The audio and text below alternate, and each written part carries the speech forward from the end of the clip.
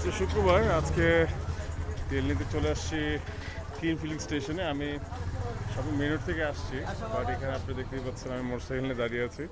এটা হচ্ছে ভিতরটা হচ্ছে পূর্ব নাখালপাড়া। আমি এখন স্ট্রেইট আপনার মেন রোড পর্যন্ত উঠতে হবে।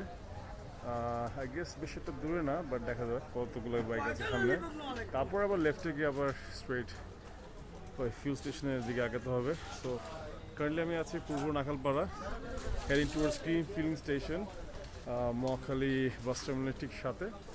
So this is me all the way from Nakhalpara and clean filling station জন্য দাঁড়িয়ে আছি, দেখি কতক্ষণ লাগে। এখন বাজে দুইটা, আমি 2:10 এখানে নেমেছি। এখন এখান থেকে আমি ওয়েট করে দেখি কতক্ষণ লাগে এখানে আপনার ফিল নিতে।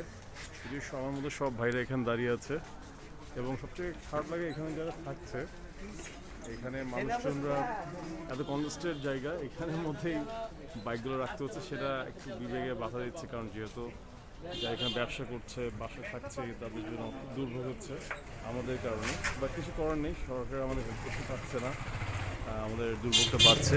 দোয়া করবেন, দেখি কতক্ষণ লাগে। এখন বাজে 2:15, 2টার দিকে এসেছি। এখন দেখি কতক্ষণ, শুক্রবার আজকে নামাজটা পড়ে চলে আসছি।